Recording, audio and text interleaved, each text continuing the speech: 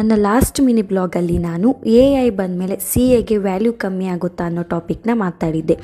But ಇವತ್ತು ಯಾವ ಟಾಪಿಕ್ನ ಮಾತಾಡ್ತಾ ಇದ್ದೀನಿ ಅಂತ ಅಂದರೆ CA ಸ್ಟೂಡೆಂಟಾಗಿ AIನ ಹೇಗೆ ಯೂಸ್ ಮಾಡ್ಕೋಬೇಕು. CA ಸ್ಟೂಡೆಂಟ್ಸ್ಗೆ ಅಂತ ಅಲ್ಲ, 10th 12th ಡಿಗ್ರಿಯಲ್ಲಿರೋರೆಲ್ಲ ಹೇಗೆ AIನ ನಾವು ಯೂಸ್ ಮಾಡ್ಕೋಬೋದು ಅನ್ನೋದನ್ನು ನಾನು ಹೇಳ್ಕೊಡ್ತೀನಿ ಇವತ್ತು. ಎವ್ರಿವನ್, ಲಾಸ್ಟ್ ವಿಡಿಯೋದಲ್ಲಿ ಆಲ್ರೆಡಿ ನಾನು CA ಪ್ಲಸ್ AIಯಿಂದ ನಮಗೆ ಏನೇನು ಆಗ್ತಿದೆ ಅನ್ನೋದನ್ನು ನಾನು ಹೇಳಿದ್ದೆ.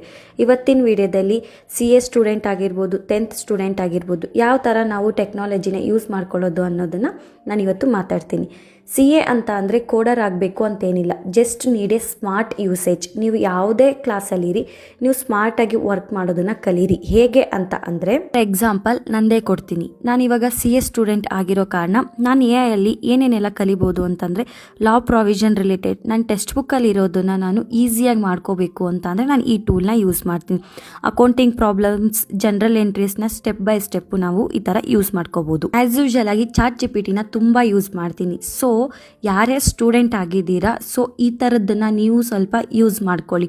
ನಿಮ್ಮ ಫ್ಯೂಚರಲ್ಲಿ ಯಾವ ಥರ ಕ್ವಶನ್ಸ್ನ ರೈಸ್ ಮಾಡ್ಬೋದು, ನಿಮ್ಮ ಸ್ಕಿಲ್ಸ್ ಮೇಲೆ ಏನೇನು ಡಿಪೆಂಡ್ಸ್ ಮಾಡ್ಬೋದು, ನೀವು ಇಷ್ಟಪಟ್ಟು ಮಾಡೋ ಅಂಥ ಕೆಲಸಗಳು. ಸೊ ಇವಾಗಿಂದನೇ ಕಲ್ತ್ಕೊಂಡು ಹೋಗಿ. ಯಾವುದೇ ಕಾರಣಕ್ಕೂ ಡಿಪೆಂಡೆಂಟ್ ಆಗಕ್ಕೆ ಹೋಗಬೇಡಿ AI ಮೇಲೆ ಅಥವಾ ChatGPT ಮೇಲೆ. ಮತ್ತು ಕಾನ್ಸೆಪ್ಟ್ನ ನೀವು ಅಂಡರ್ಸ್ಟ್ಯಾಂಡ್ ಮಾಡ್ಕೊಳ್ಳಿ, ಅದನ್ನ ಕಾಪಿ ಪೇಸ್ಟ್ ಮಾಡ್ಕೊಳ್ಳೋಕೆ ಹೋಗಬೇಡಿ.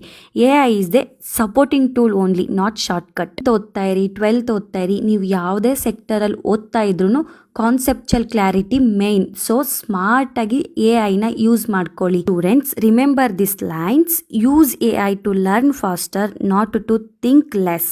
Hard work plus smart work equals success. ನಿಮ್ಗೆ ಯೂಸ್ಫುಲ್ ಅನ್ಸಿದ್ರೆ ಸ್ಟೂಡೆಂಟ್ಸ್ ಎಸ್ಪೆಷಲಿ ಯೂಸ್ ಮಾಡ್ಕೊಳ್ಳಿ. ನಾಳೆ ವಿಡಿಯೋದಲ್ಲಿ ಸಿಗ್ತೀನಿ. ಬಾಯ್ ಬಾಯ್.